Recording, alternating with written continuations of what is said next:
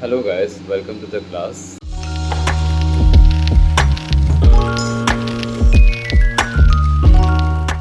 और मैं आप सभी का स्वागत करता हूँ इस बिल्कुल नए वीडियो में।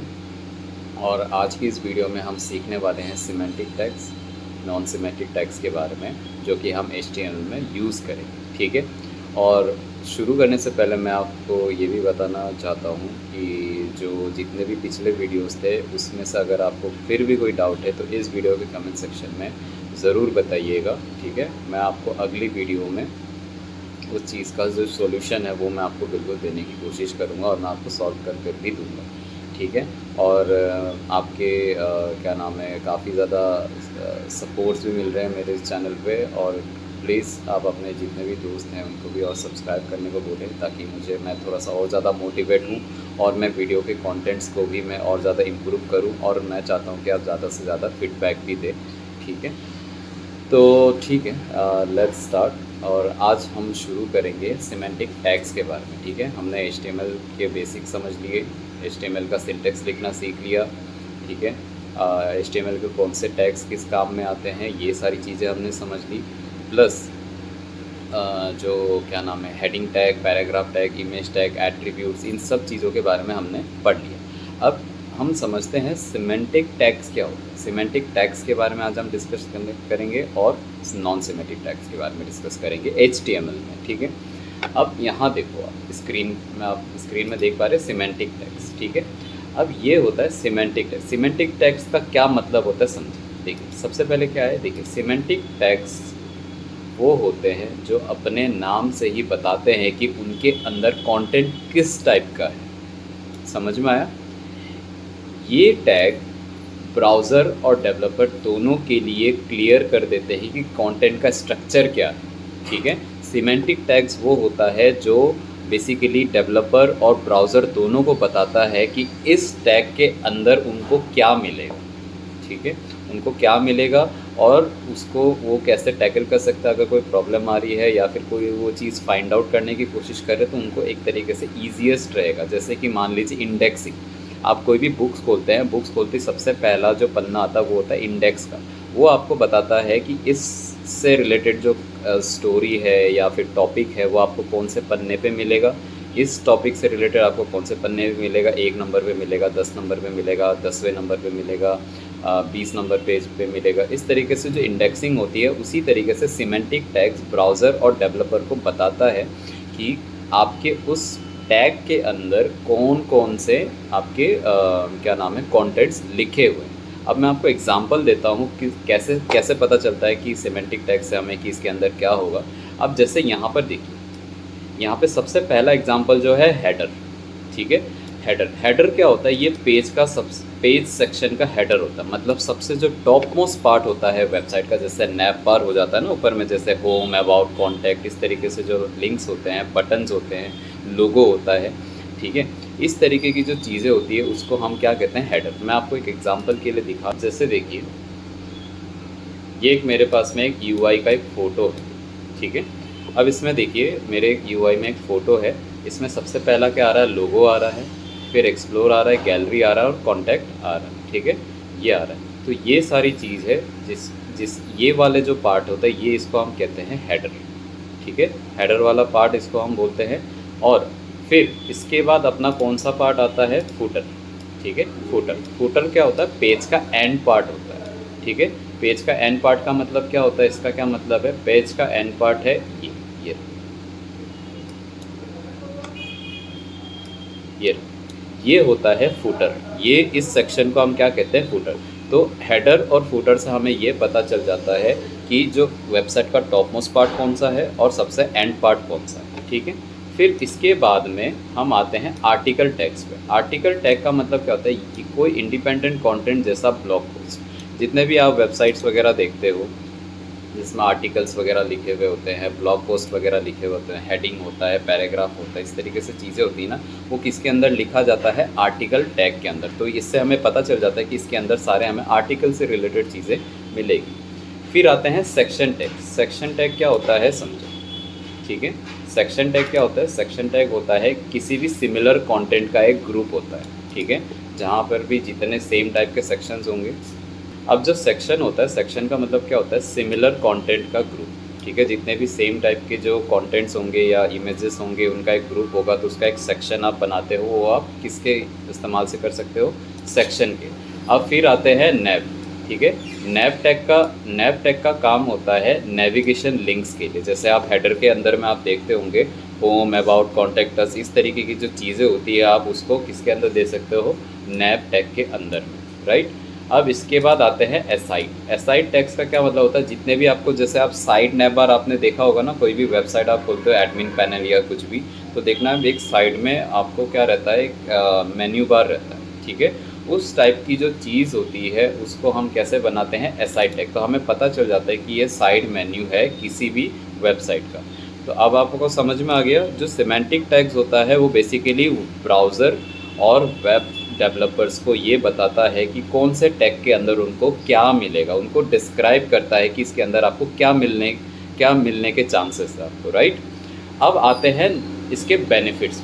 बेनिफिट्स क्या होता है, बेनिफिट्स से इसका ये होता है सिमेंटिक टैग्स का, आपको पूछा भी जा सकता है इंटरव्यू में कि सिमेंटिक टैग्स के फ़ायदे क्या होते हैं। तो जो कोड को होता है ना, वो इजीली हम रीड कर सकते हैं। जैसे कि मैंने आपको बताया, सिमेंटिक टैग खुद ही बता देता है कि जैसे आर्टिकल टैग के अंदर आपने कुछ चीज़ लिखा है तो ऑब्वियसली बात है वो आर्टिकल होगा।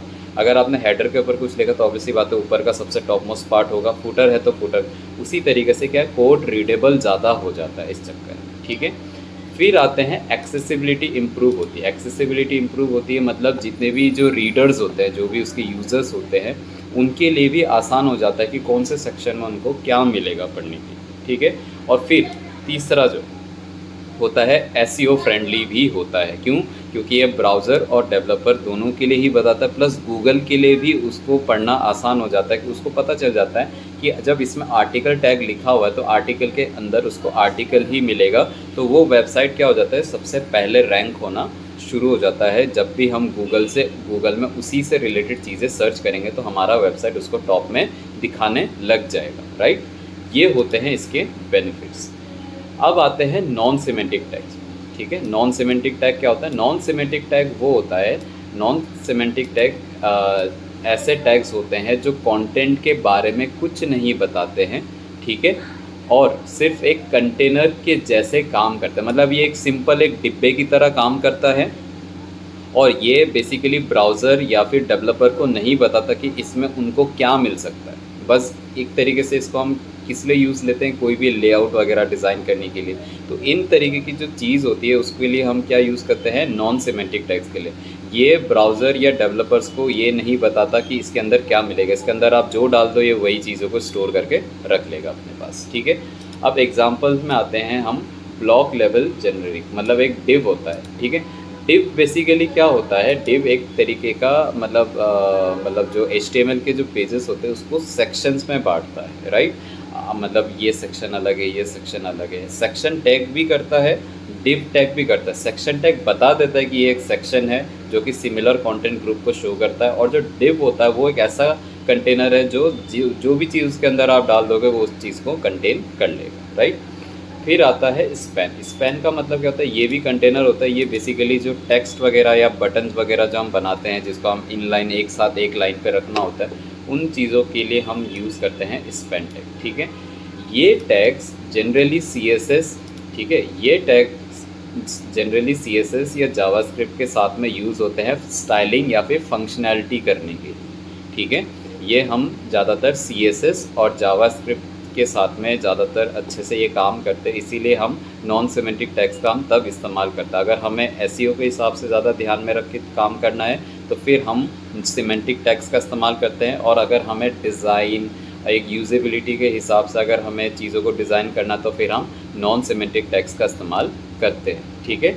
मैं आपको दोबारा बता देता हूँ, सिमेंटिक टैग्स का मतलब होता है वो टैग जो डिफ़ाइन करते हैं कि वो कौन से टैग है और उनके अंदर क्या चीज़ें मिल सकती हैं, ठीक है। नॉन सिमेंटिक टैग्स वो होता है जो ब्राउज़र या फिर डेवलपर्स को डिस्क्राइब नहीं करता, नहीं बताता कि उनके अंदर क्या चीज़ है। जो आप चीज़ें उसके अंदर रख दोगे वही चीज़ों को वो कंटेन कर लेगा, ठीक है।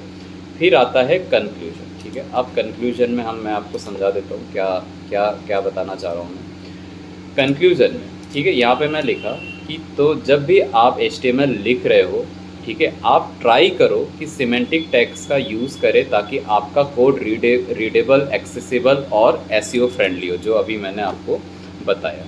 ठीक है, और अगर आपको सिर्फ और सिर्फ लेआउट बनाना है या डिज़ाइन हैंडल करना है, तब आप नॉन सिमेंटिक टैग्स का यूज़ कर सकते हैं। समझ में आ गया? तो ये सारी चीज़ होती है जो हम ध्यान में रखते हैं। हम वेबसाइट बनाने से पहले ये डिसाइड करते हैं कि हमारा वेबसाइट जो है वो एसईओ के बेस पे ज़्यादा होगा या डिज़ाइन और यूजेबिलिटी के हिसाब से ज़्यादा होगा। अगर एसईओ के हिसाब से तो सिमेंटिक टैग्स का इस्तेमाल करना है, और अगर क्या बोलते हैं, अगर हमें डिज़ाइन और लेआउट्स पे हमें ज़्यादातर फोकस रखना है तो फिर हम नॉन सिमेंटिक टैग्स का इस्तेमाल करते हैं, जहाँ पे हमें ब्राउज़र को ये बताने की ज़रूरत नहीं पड़ती कि इसके अंदर क्या कंटेंट मिलेगा। राइट, समझ में आ गया आपको? तो ये सारी चीज़ें, इन चीज़ों का ध्यान रखना है। ठीक है, अब सिमेंटिक टैग्स का यूज़ करके, नॉन सिमेंटिक टैग का यूज़ करके, ये चीज़ भी मैं आने वाले वीडियो पे मैं आपको डिस्क्राइब करूँगा। फ़िलहाल इस वीडियो को देख के इस चीज़ का नोट्स बना के रख लें। मैं कोशिश भी ये करूँगा कि हर वीडियो के एंड में मैं आपको कुछ कुछ क्वेश्चंस दूँ, कुछ कुछ टास्क दूँ, वो चीज़ें आप सॉल्व करो और मुझे बताओ कि आप उसमें आपको क्या-क्या डिफ़िकल्टीज़ आई, क्या-क्या चीज़ें समझ में आई, क्या कॉन्सेप्ट्स क्लियर हुए, ये सारी चीज़ें आप मुझे बता दें। ठीक है? फ़िलहाल के लिए, आज के लिए इतना ही। इस वीडियो को यहीं पे ख़त्म करते हैं और मिलते हैं जल्द एक नेक्स्ट न्यू वीडियो में, और उस पे हम लोग और भी अच्छे से एक बिल्कुल अभी हम लोग जो क्या, अभी बिल्कुल स्टार्टिंग फेज़ में तो ज़्यादातर थोड़ा-सा थ्योरिकल ज़्यादा रहेगा। जैसे 2-4 वीडियो और आ जाते हैं, फिर उसके बाद में प्रैक्टिकल ज़्यादा हो जाएगा, थ्योरिकल बिल्कुल कम हो जाएगा। और आने वाले वीडियो जो अभी 2-3 और आएँगे, उसमें थ्योरी जो रहेगा उसमें लगभग 40-45% रहेगा। बाकी के जो रिमेनिंग परसेंटेज है वो आपका रहेगा प्रैक्टिकल पे। ठीक है, तब तक के लिए मैं साइन आउट करता हूँ, और आई होप ये वीडियो आपको पसंद आया होगा। और जाते जाते इस चैनल को सब्सक्राइब करें, वीडियोस को लाइक करें, शेयर करें, सब्सक्राइब करें, और अपना फ़ीडबैक ज़रूर दें कमेंट में। आपका फ़ीडबैक हमेशा वेलकम रहेगा, चाहे वो नेगेटिव के हिसाब से हो, चाहे पॉजिटिव के हिसाब से हो। और वो फ़ीडबैक मैं एक्सेप्ट करूँगा और मैं उसमें काम भी करूँगा, और मैं कोशिश करूँगा कि आने वाले वीडियोज़ में आपको ये सारी समस्या ना हो। तब तक के लिए बाय बाय।